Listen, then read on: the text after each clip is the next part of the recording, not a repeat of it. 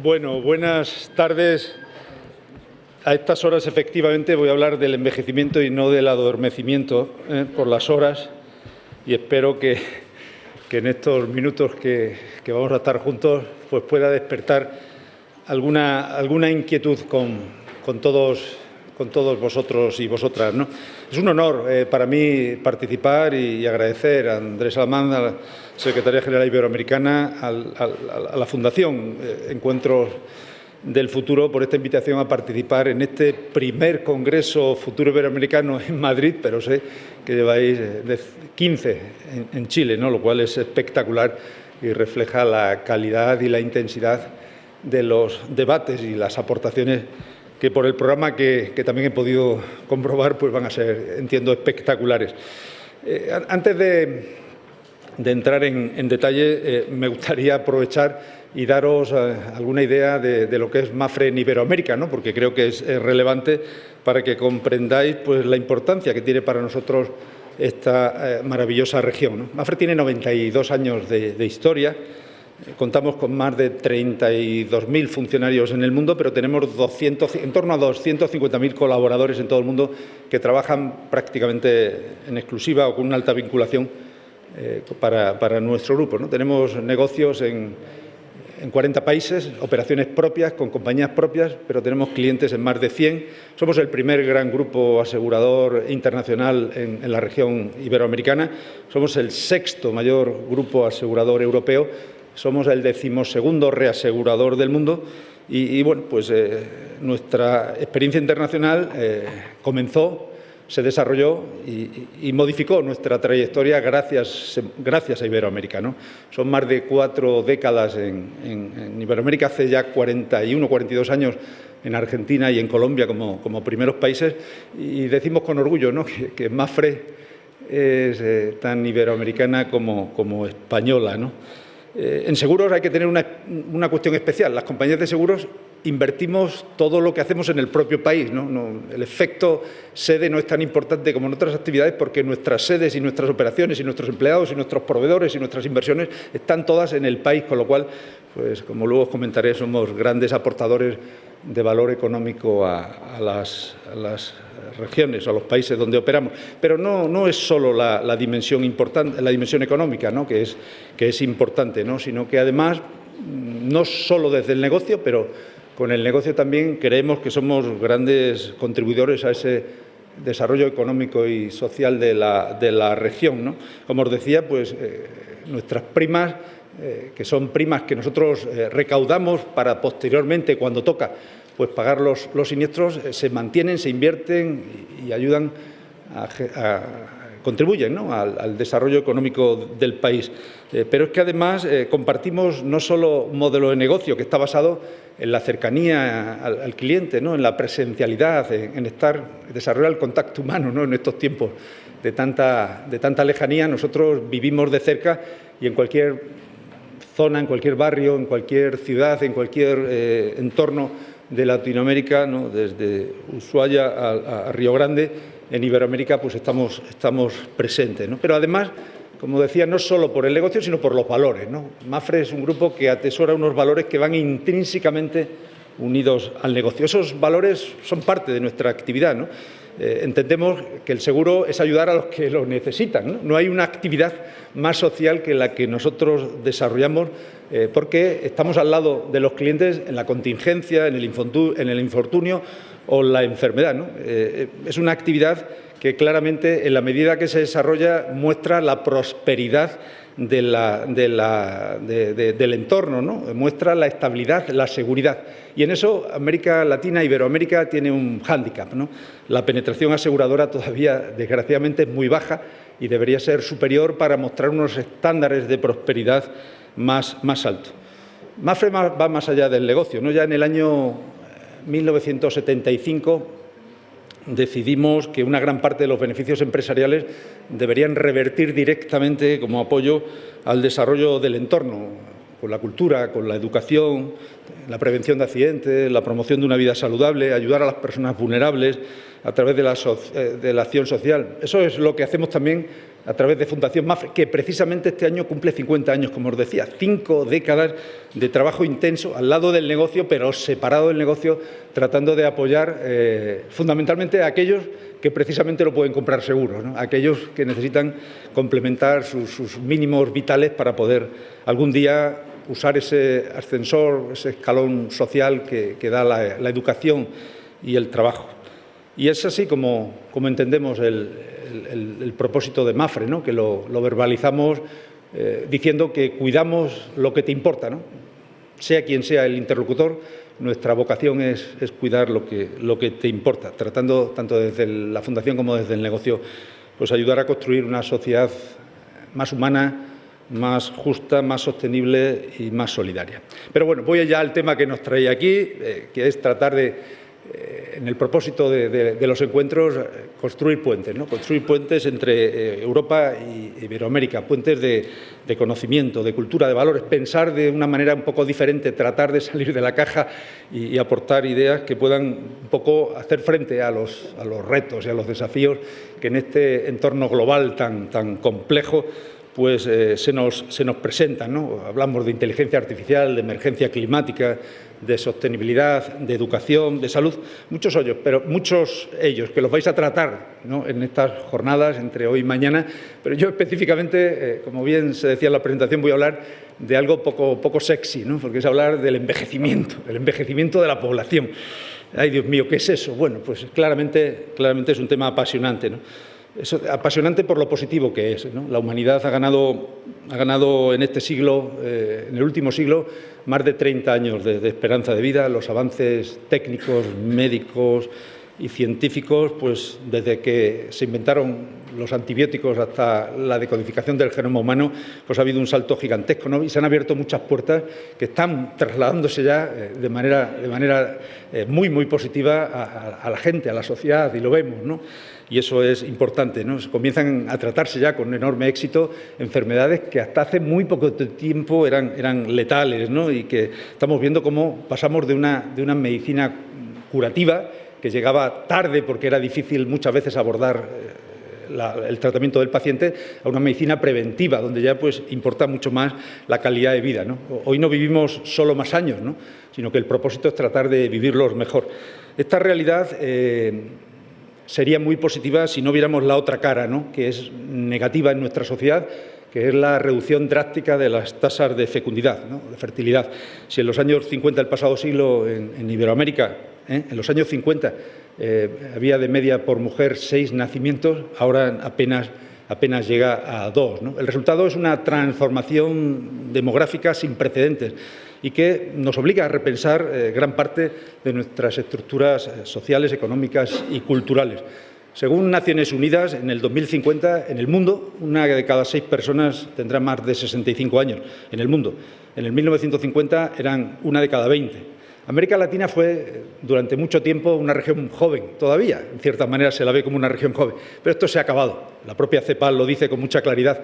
El proceso de envejecimiento de la región es rápido y es estructural. Entre 2025 y 2050 se va a duplicar la población mayor de 60 años y se triplicará la de más de 80. Es espectacular, son benditos datos porque la gente va a vivir más. La pregunta es, ¿van a vivir mejor? Bueno, Europa y Asia están liderando esa tendencia, avanza con mucha rapidez. La esperanza de vida en Iberoamérica ha pasado de 48 años en 1950 a 76 en el 2024 y van a alcanzar los 80 ya mismo, ¿no? Con lo cual, bueno, pues claramente las personas de más de 65 años, que eran apenas el 6% hace unas décadas, pues ya lo han duplicado, están en torno al 10% y bueno, pues en poco tiempo pues supondrán aproximadamente 1/3 de la población. Es una nueva realidad. No estamos hablando del futuro, estamos hablando del presente. Es el envejecimiento de la población que está aquí. A mí hasta me cuesta hablar de envejecimiento de la población y tenemos que buscar otras expresiones. Todavía no se ve tan cercano en Iberoamérica, pero créanme, está allí ya. La tendencia demográfica es imparable. Fíjense, Europa tardó medio siglo en pasar de ser una región joven a una región vieja. Iberoamérica va a tardar la mitad. En apenas una generación vamos a avanzar lo mismo que tardó Europa 50 años. El Banco Interamericano de Desarrollo, el BID, utiliza una frase que no es estrictamente del BID, pero que la pone en uno de sus informes y viene a decirlo, que deberíamos tatuarnos en la frente, ¿no? Que América Latina, corre el riesgo de envejecer antes de ser rica para poder pagar lo que necesita. Eso Europa lo consiguió. Europa se hizo rica para pagar el estado del bienestar antes de envejecer. América Latina, Iberoamérica, desgraciadamente no. Entonces, bueno, pues eso es lo que estamos trabajando desde Fundación Mafre y su instituto, Agenomics, envejecimiento, Nomics de economía, tratando de desarrollar la economía del envejecimiento. Hemos querido introducir la longevidad en el debate social, ¿no? Lo hacemos convencidos de que lo importante no es solo vivir más, es la calidad de esos años y tenemos que trabajar por mejorarlo porque eso ayudará a mejorar el conjunto de la sociedad. Durante mucho tiempo se interpretaba que la vejez era el final de la vida activa, ¿no? Y bueno, se acababa prácticamente alineado con la jubilación, con el retiro e incluso con la dependencia, ¿no? Pero eso ya no es así. Hoy lo vemos, afortunadamente, pues los mayores de hoy somos distintos, porque ya estamos acercándonos a esa edad, ya somos seniors muchos, personas con salud, con formación, con inquietudes, con capacidad de seguir aportando y con capacidad para seguir consumiendo y desarrollando una vida lo más parecida a la que teníamos en la época en la que estábamos en actividad. Somos digitales, somos activos, tenemos mucha experiencia y tenemos muchas ganas de actuar por el lado de la oferta y por el lado de la demanda. Queremos consumir y queremos aportar. En España, ya lo dicen muchos informes, según un estudio de Oxford Economics, un tercio de la población genera el 60% del gasto total, ¿no? Y aportan una cuarta parte del PIB. El barómetro nuestro que utilizamos del consumidor senior de Fundación Mafre dice que más de la mitad de los seniors ayudan económicamente a sus familiares y 6 de cada 10 ahorran para el futuro. Claramente los seniors ya no son una carga, los seniors somos un pilar del desarrollo familiar y social y eso pues ayuda a la estabilidad económica, ayuda al consumo, ayuda al empleo y ayuda a la cohesión social, ¿no? Y estos datos van a ser extrapolables a América Latina, a Iberoamérica ya, pasado mañana. ¿Por qué la situación puede ser crítica y por qué lo es ya en Europa o porque las características de Iberoamérica están siendo diferentes? Están siendo diferentes claramente. Nuestros sistemas de pensiones, de salud y de cuidados fueron diseñados para una pirámide poblacional que ya no existe. Hasta hace muy poco la lógica era que la pirámide era muy ancha en la base y muy estrecha en la cumbre. Ahora es todo lo contrario, esa lógica se ha invertido. Tenemos que cambiar la narrativa, tenemos que entender que no tenemos un problema demográfico, tenemos una necesidad de una transformación estructural. Y eso implica pues, darle mucho vueltas al tema de la innovación, del empleo y también a la solidaridad intergeneracional. En Iberoamérica estamos ya viviendo ese fenómeno, ¿no? Tenemos claramente que trabajar esos desafíos y viendo la manera de adaptar los sistemas laborales, sociales, sanitarios y de pensiones a esta nueva realidad. Europa envejeció con rentas altas, como decía, y desgraciadamente Iberoamérica lo está haciendo con una desigualdad persistente, con una informalidad laboral masiva, con unos sistemas fiscales ineficientes y poco redistributivos y con sistemas de protección social que todavía dejan fuera a millones de personas. Es por ello por lo que hay que ponerse mano a la obra, empezar cuanto antes para que podamos afrontar un problema que lleva décadas de trabajo y en España, que aunque hemos hecho mucho, tampoco podemos dar ejemplo de muchas cosas, ¿no? Yo creo que hay que fijarse en las cosas buenas, pero también hablar de las que no lo son. Pero efectivamente algunas cosas sí se han hecho y pueden trabajarse desde Europa con ideas que se han avanzado. En España también deberíamos aplicar nuestro aprendizaje a cosas que han funcionado en otros países. Pero trato de resumirles los desafíos a los que nos enfrentamos básicamente, que son la adaptación al mercado laboral del talento senior, el acceso equitativo a la salud y a la atención de larga duración, la necesidad de contar con ciudades, antes escuchábamos el panel de antes, ¿no?, de cómo hacer más amigables las ciudades, tener ciudades también más inclusivas para los mayores, la adaptación a un entorno de educación más flexible, más preparado para este nuevo entorno y un último capítulo que es fundamental, que es cómo se llega económicamente a la jubilación, al retiro o a esa última parte de la vida, porque desgraciadamente cuando no hay ahorros pues no hay jubilación, la gente sigue trabajando hasta el final y eso tampoco es calidad de vida y eso no contribuye adecuadamente al crecimiento y a la creación de empleo. Pero voy a comenzar por este último, ¿no?, por el desarrollo o la sostenibilidad de los sistemas de pensiones y la necesidad de abordar el conocimiento del retiro desde el punto de vista económico con un enfoque integral. Tradicionalmente hablamos del sostenimiento del sistema público, más en Europa por el estado del bienestar, pero en Latinoamérica también, porque efectivamente hay sistemas públicos de jubilación, pero sabemos que son absolutamente ineficientes. Tenemos que hablar del conjunto de las rentas y riqueza y patrimonio que puede acumular una persona, una familia a lo largo de toda su vida para una etapa acumular, otra etapa desacumular y otra etapa final desacumular aceleradamente, porque incluso la dependencia nos exige esas necesidades. Los ciudadanos tenemos que saber tomar decisiones y para eso necesitamos la contribución de los poderes públicos para que nos den información suficiente para que podamos tomarlas a tiempo, ¿no? Los sistemas públicos de pensiones, los públicos, me refiero al Pilar 1 habitualmente conocido así en Europa, fueron concebidos en una época en la que se vivía apenas unos pocos años después de la jubilación. Hoy día en España los hombres viven 20 años más de media y las mujeres 25 años más después de jubilado, con lo cual no da. En Latinoamérica todavía la situación va a ser mucho más complicada. Con esa inversión de la pirámide, pues hay que pensar cómo vamos a mantener el equilibrio entre generaciones, porque sin duda va a ser complicado si no abordamos esas reformas estructurales. En Iberoamérica, además, se da la circunstancia de que la alta informalidad laboral pues, reduce enormemente la capacidad de cotización y limita mucho la cobertura. Les dejo un mensaje muy directo. En la próxima década, el problema de los sistemas de pensiones van a tensionar no solo, que ya lo están, las cuentas públicas, sino también el crecimiento y la competitividad, donde los mayores no formen parte del entorno de producción y de consumo. El crecimiento económico, como pasa en Japón, el crecimiento económico va a ser muy bajo o negativo de manera consistente. Con este cambio de la pirámide, pues imagínenselo, pues hay menos base laboral, menos cotizante y más presión sobre el gasto social.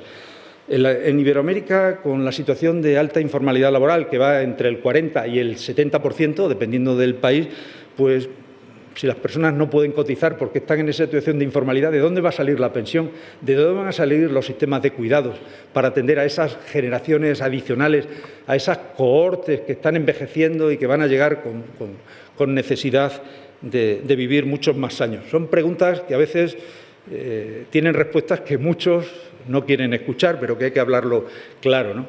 El sector privado, y obviamente hay que introducir una pica porque somos las empresas que nos dedicamos a esto, unas grandes aportadoras de soluciones para poder contribuir, aseguradoras, gestoras de fondos de pensiones, entidades financieras, podemos contribuir, pero siempre buscando pues, la capacidad de contribuir de manera coordinada y muchas veces con alianzas con los sectores públicos. Si no, no es fácil. Podemos generar productos, pero esos productos tienen que estar acompañados de determinadas decisiones importantes que deben tomar los sistemas públicos. Aquí hay una diferencia importante entre Europa e Iberoamérica. En Europa, los sistemas públicos de pensiones se concibieron durante 100 años y se crearon las bases económicas, el fondo insuficiente, para luego hacer frente a ese cambio de tendencia demográfica. En Europa se ofrecen con absoluta generalidad jubilaciones muy dignas, que están garantizadas y que son sostenibles, incluso en España, a pesar de que se cuestionen a medio y largo plazo. En Iberoamérica la situación es muy, muy diferente y es esencialmente, radicalmente, la situación a la europea. Y las razones son varias, algunas ya las he apuntado. La primera es que la capacidad contributiva es muy baja, ¿no? Con ese nivel de desempleo, con ese nivel de empleo informal, pues es muy difícil aportar, porque gran parte de la población, todo el que está en el sector informal, no cotiza en los sistemas estándares, con lo cual tampoco va a recibir en su momento la pensión. Por eso las pensiones son claramente insuficientes, con tasas de reemplazo o sustitución muy bajas para ingresos o salarios que ya de por sí en muchas capas poblacionales son bajos, ¿no? El segundo elemento importante es que hay una enorme desigualdad. Conviven sistemas públicos que son muy generosos en Iberoamérica, muchas veces para determinados funcionarios, es decir, colectivos de servidores públicos, y la mayoría para el resto de la población trabajadora pues son muy austeros, muy, muy austeros. El tercer elemento importante que no podemos olvidar y que ha pasado en algunos países es que la inestabilidad política lleva a que a veces se tomen decisiones populistas que implican reformas constantes e incluso expropiaciones de los ahorros que han acumulado durante décadas los trabajadores. Eso genera poca confianza en esos sistemas controlados por el poder público y dificulta mucho la planificación a largo plazo. Y, por último, la educación financiera, que siendo muy pobre en general, en Iberoamérica, como somos todos conscientes, en una gran parte de la población es muy reducida. Hay baja comprensión de los sistemas previsionales y escasa cultura del ahorro voluntario. Todo esto va a hacer que en los próximos años la situación se agrave, no va a mejorar. Si no se toman decisiones, la situación se agravará. Garantizar una jubilación digna no es solo un objetivo económico, es una obligación moral que tenemos como sociedad, es una necesidad que tenemos que resolver. Las reformas en pensiones deben ir acompañadas de políticas activas de empleo y formación para mayores de 50 años. Hay que favorecer la reintegración al mercado de trabajo de esas personas con más edad y hay que permitir el traslado de experiencias y de conocimientos entre generaciones. Y hay que permitir el ahorro complementario al público, tratando de establecer sistemas, estímulos que permitan ese desarrollo. Y siendo necesario en Europa, que lo es, obviamente también es en los países iberoamericanos. El otro elemento fundamental es el desarrollo de esos incentivos, pero fíjense, es curioso, porque en muchos países iberoamericanos existen suficientes incentivos para desarrollar el ahorro previsional para poder contribuir a esos fondos privados de pensiones. Pero ¿qué pasa? Que con esas tasas de informalidad solo la población formal puede acudir a ellos, porque la población informal no tiene posibilidad de acudir a esos incentivos fiscales porque no participa en las declaraciones de ingresos de renta o no puede acceder a los beneficios fiscales que están establecidos en general. Estos mecanismos, lejos de ayudar, lo que hacen es todavía incrementar la brecha. Son instrumentos que muchas veces pues, van dirigidos o van premiando los ingresos y el retiro de las clases medias altas formales, mientras que las informales van a seguir dependiendo de las transferencias públicas, de esa necesidad de que casi con la caridad muchas veces pues, puedan sostenerse en esa última parte de la vida y aumentando, por lo tanto, también el gasto fiscal.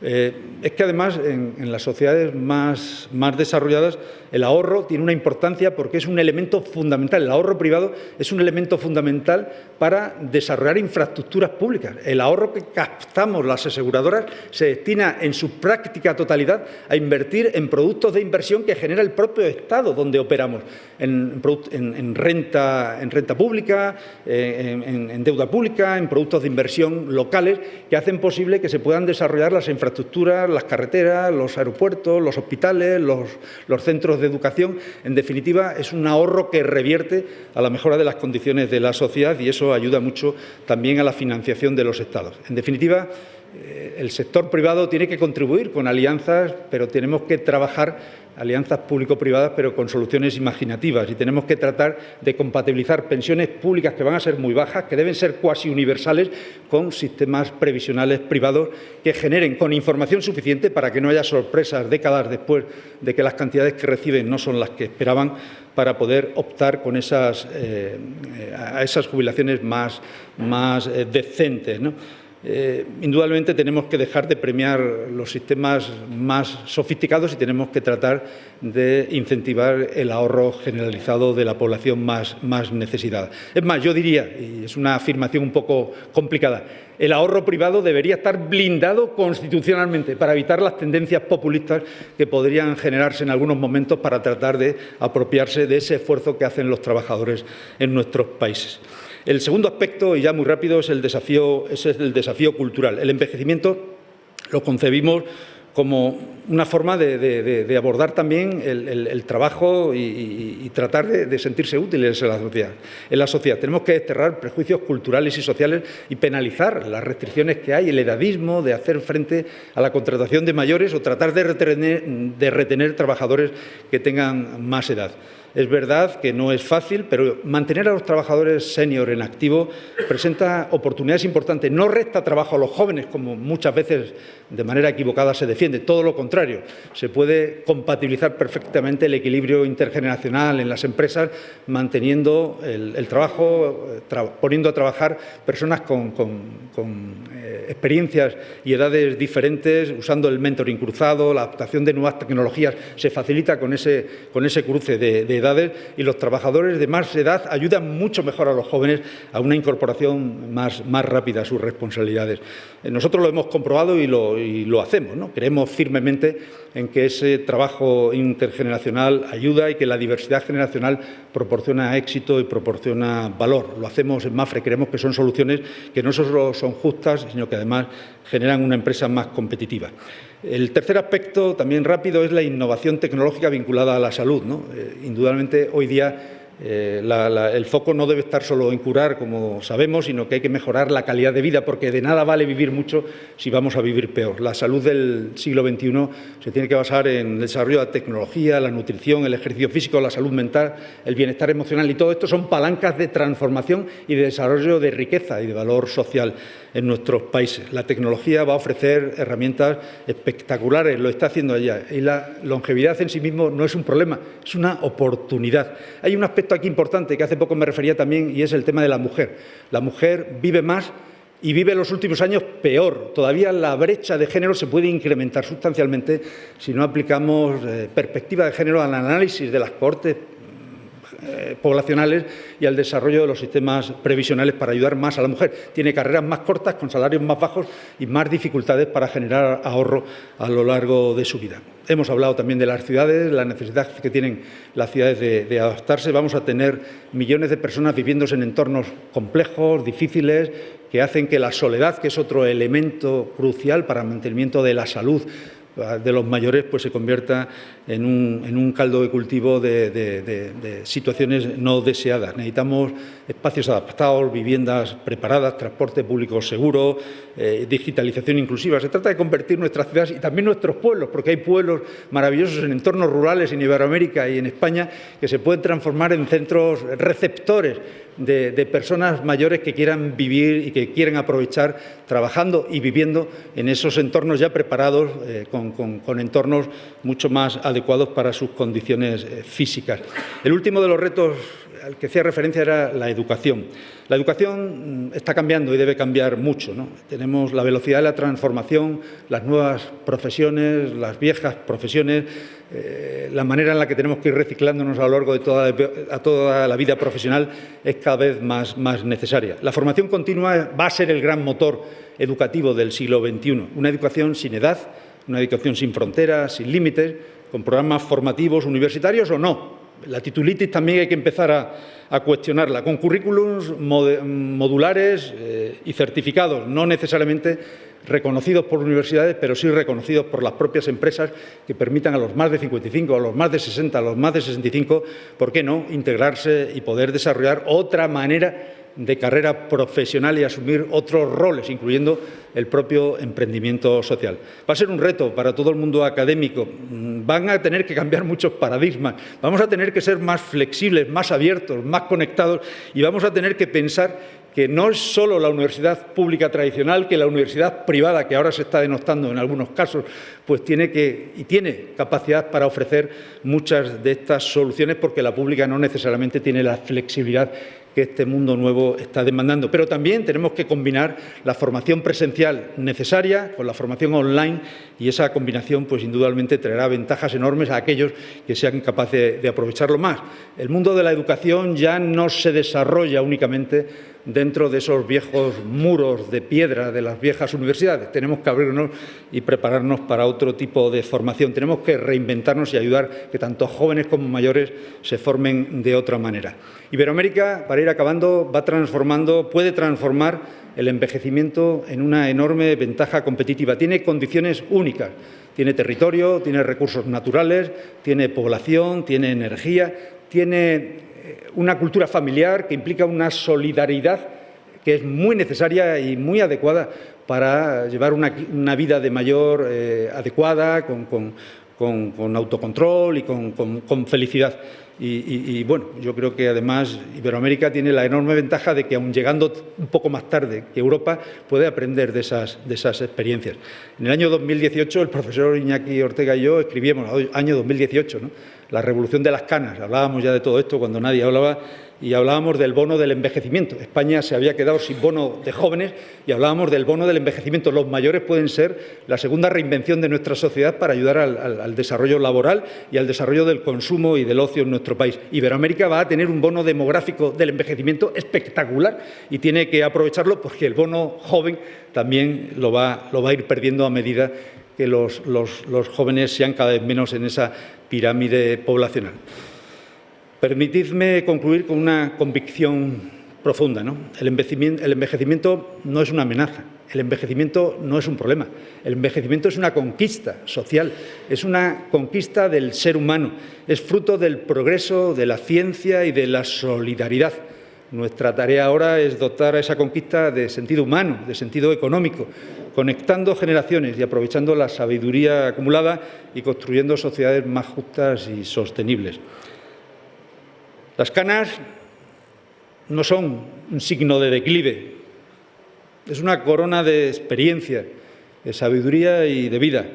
El reto que tenemos ante nosotros es que la sociedad sepa reconocer que tiene ante sí una oportunidad inmensa. Lo contrario sería un grave error para todos nosotros. Muchísimas gracias y buenas tardes.